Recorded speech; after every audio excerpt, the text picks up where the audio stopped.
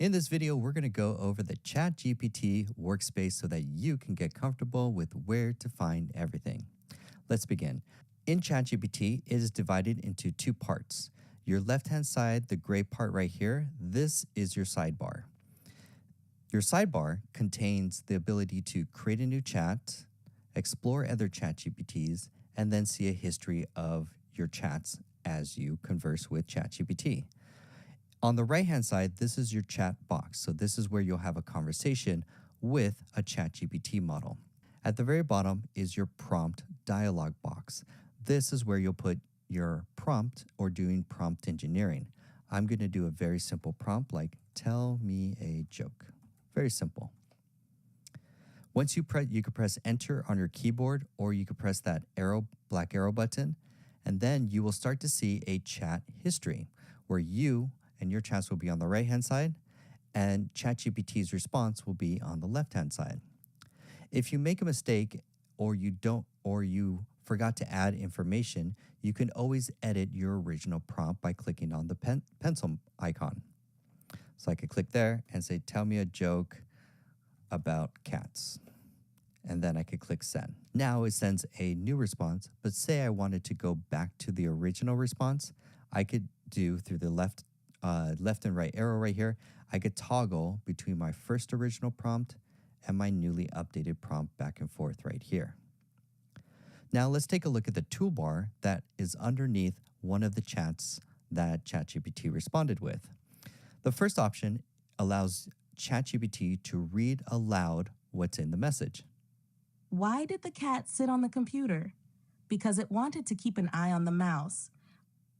Wonderful. The second option is to copy the message so that you could paste it in your digital notebook.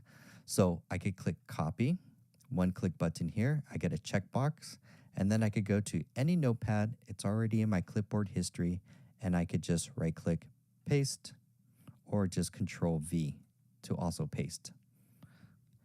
We'll go over digital notebooks in a future lesson. The next option is, say I was not happy with the response and I wanted to try again. I could click the regenerate button and it would try and regenerate based on the original prompt, a new response. And then it would ask for some feedback saying, hey, was this response better or worse? ChatGPT and the models, they're always using your interaction with the models to improve the feedback and to improve the models for future uses.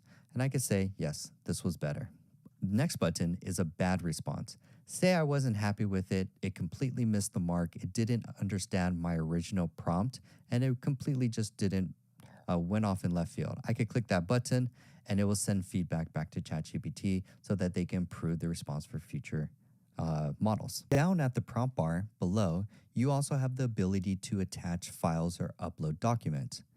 Now, if I click on that paperclip icon, I have the ability to upload from my computer or upload from a Google Drive or connect to a Microsoft OneDrive, for example. I have a file saved on my computer, so I could click upload from my computer. I could locate that PDF document, file, CSV file, or image, for example, and then upload that file. Now I can ask ChatGPT a question where it will now search this file in its local knowledge, for example, and then answer a question. So I could say, what is Form 8300, which is something that is specific to the knowledge found in this document. I could press enter on my keyboard or click the up arrow here. It will search and read this document, and then it will answer the question for me based on local knowledge. Wonderful.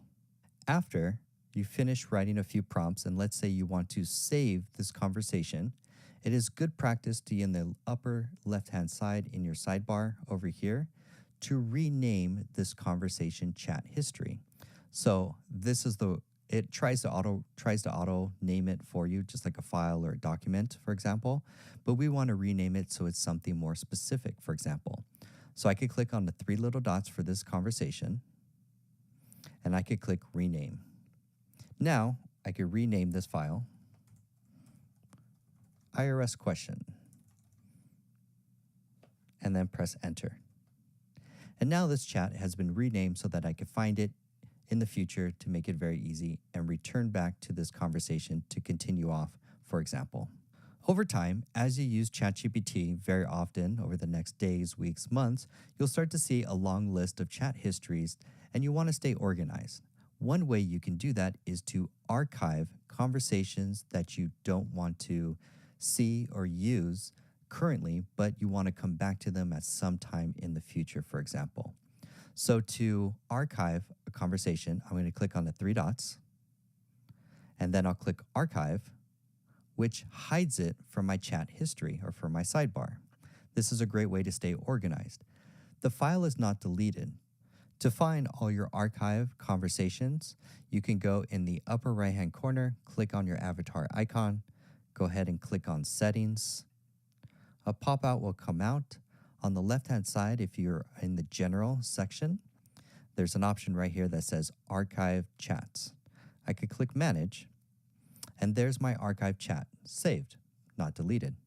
I could click here and either delete the conversation, or I could click the next button as a folder that says unarchive this conversation. And if I click on it, that conversation will now return, if I close out, back to my chat history in my sidebar. Let's say I want to delete a chat, for example. If I go to the left-hand sidebar and I click on the three dots next to a chat I want to delete, I could click the delete button. This will delete the file. Then you could go ahead and click delete, and that file is removed from your sidebar. There are two ways to start a brand new chat conversation. On the upper left-hand corner, you can click on the Chat GPT logo right here, or you could click on the new chat button right here. Both will start a fresh chat conversation to start with, and then you can enter your prompt and start a new chat.